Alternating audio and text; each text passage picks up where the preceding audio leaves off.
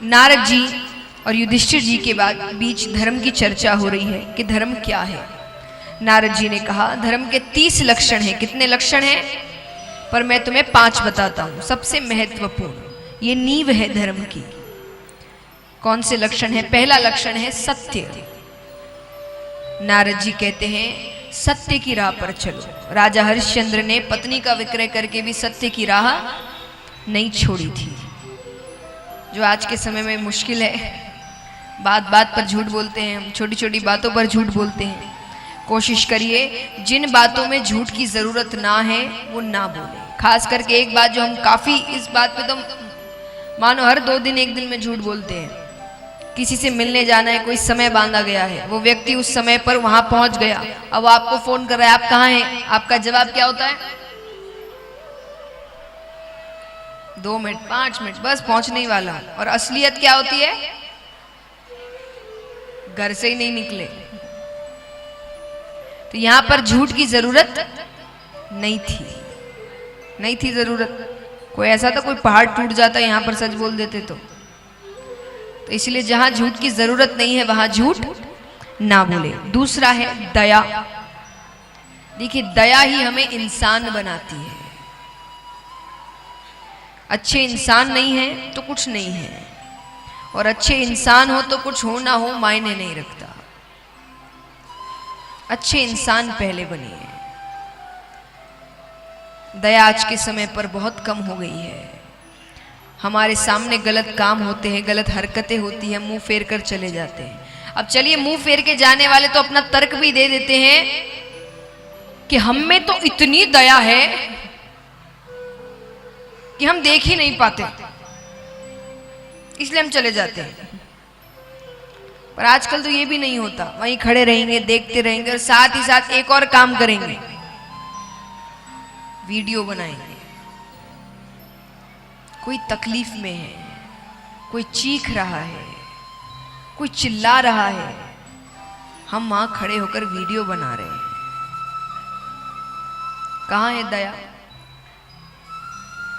हमसे अच्छे तो पशु हैं, वो ऐसे कभी चिल्लाने की आवाज सुने ना, वो एक बार जरूर भाग के आ जाते हैं, पर हम नहीं करते कुछ। देखिए मैं इसका मतलब ये नहीं कि अपनी जान को जोखिम में डालो, ये नहीं कह रही है, कोई नहीं डालता, डालना भी नहीं चाहिए अपनी जान को जोखिम में। सबको अपनी जान बड़ी प्यारी है, लेकिन कई बार कई ऐसी छोटी छोटी हरकतें हमारे सामने होती है कि हम जानते हैं यहां पर अगर हमने एक बार आवाज भी उठा दी ना तो वो काम वहीं बंद हो जाएगा, पर हम उतना भी नहीं करते। हम उतना भी नहीं करते। हमको ऐसा लगता है हमें क्या, पर याद रखना चीजें घूम कर आती है। आज जब किसी को मदद की जरूरत है और आप मुंह फेर कर चले गए, हमें क्या, कल आपको मदद की जरूरत होगी, और जब आपकी नजरें ढूंढ रही होगी कोई मेरी मदद कर दे यहां पर, तब सामने से वो व्यक्ति चलकर जा रहे होंगे और सोचेंगे हमें क्या। तो जो करोगे वैसा ही भरोगे। तो दया जरूरी है, दया रखिए मन में। जितनी दया होगी उतने अच्छे इंसान होंगे आप, और जितने अच्छे इंसान उतने भगवान के प्यारे, याद रखना। ये दूसरा लक्षण। तीसरा लक्षण है पवित्रता। खुद को पवित्र रखें, घर पवित्र रखें। घर में जितनी साफ सफाई होगी उस घर में उतनी लक्ष्मी आती है। जिस घर में गंदगी होगी उस घर में दरिद्रता आएगी। तो घर को एकदम साफ सुथरा रखें। चौथा लक्षण है तपश्चर्या। चलिए अपने आप को तो साफ सुथरा रख ही लेते हैं हम, इतने साबुन शैम्पू नए नए आ गए हैं आजकल, हर एक चीज के लिए नया नया है ना, आए दिन कुछ ना कुछ निकल ही रहा है, कभी कुछ कभी कुछ।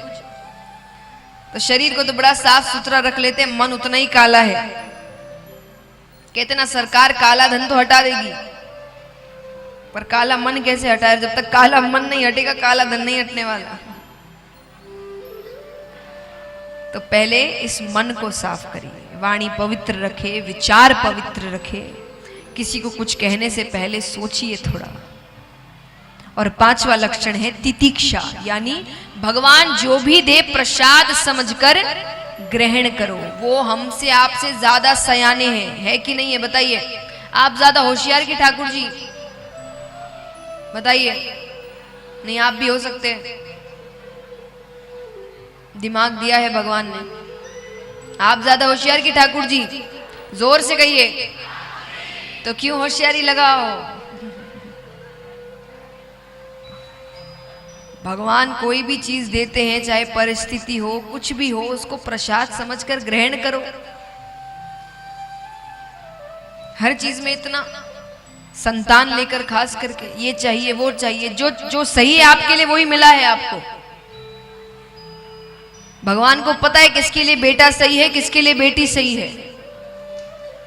तो भगवान जो देते हैं उसको प्रसाद समझकर ग्रहण करो। तो पहले धर्म के ये 5 लक्षण जीवन में उतारे, उसके बाद ये ऊपरा ऊपरी बातें करना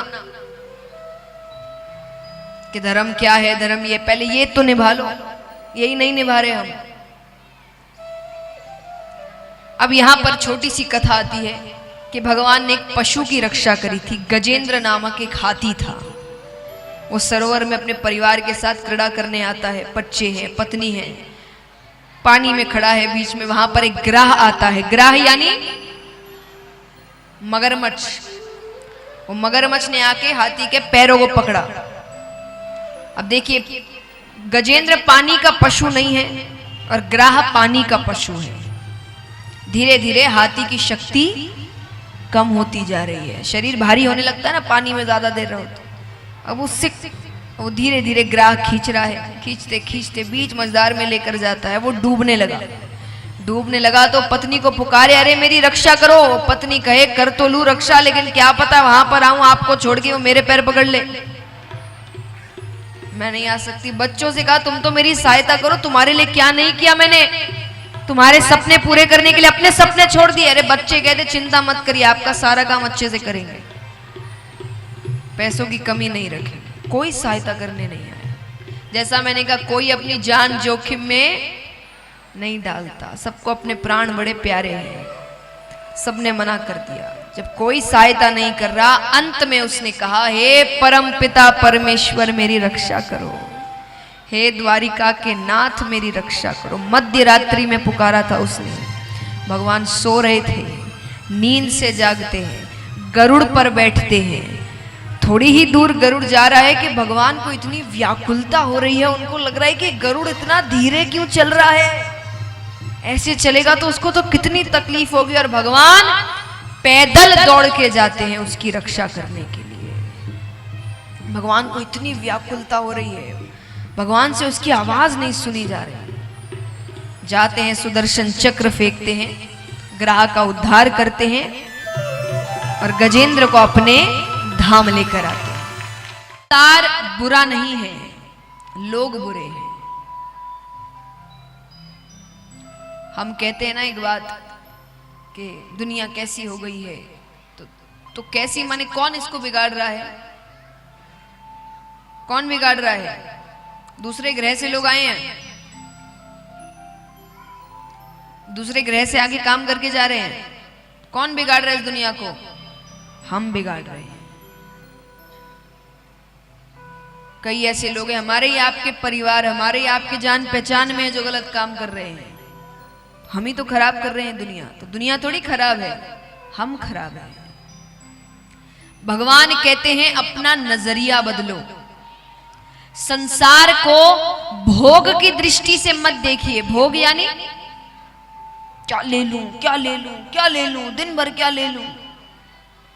भगवत दृष्टि से देखो, क्या दे दे, कितना अच्छा करता। देखिए, मैं एक बात हमेशा कहती हूं, अच्छा करने का मतलब ये नहीं है कि आपको साधु बनना पड़ेगा। कि अच्छा काम तो साधु ही करते हैं, यानी जिसको अपने जीवन से कोई लेना देना नहीं है वही अच्छा काम। क्यों आप नहीं कर सकते? अपना जीवन चलाते हुए, गृहस्थ का पालन करते हुए, परिवार चलाते हुए भी व्यक्ति अच्छा काम कर सकता है। अब अगर मान लीजिए हम आप इतने नाम ले रहे हैं, आपके बीच जो दान करते हैं वो अच्छा काम नहीं कर रहे। आज उनकी वजह से कोई दिव्यांग अपने पैरों पर खड़ा हो जाएगा, लेकिन क्या उसका मतलब उन्होंने परिवार त्याग दिया? वो खुद के लिए नहीं कमा रहे, परिवार नहीं चला रहे, चला रहे हैं। तो जरूरी नहीं हर अच्छा काम करने वाला व्यक्ति साधु ही बनेगा या साधु ही बनना चाहिए, नहीं। सांसारिक जीवन में रहकर भी आप अच्छे काम कर सकते हैं, जितने चाहे उतने अच्छे काम कर सकते हैं, बस अपना नजरिया बदलिए। कैसा नजरिया रखना है? मुझे मेरे काम करने हैं, अपनी इच्छाएं पूरी करनी है, लेकिन जब जब हो सकेगा किसी और के चेहरे पर भी मेरे कारण मुस्कुराहट आनी चाहिए, मेरे कर्मों से। ये सोच जिस दिन लेकर बैठ जाओगे ना, उस दिन सब काम सही होगा।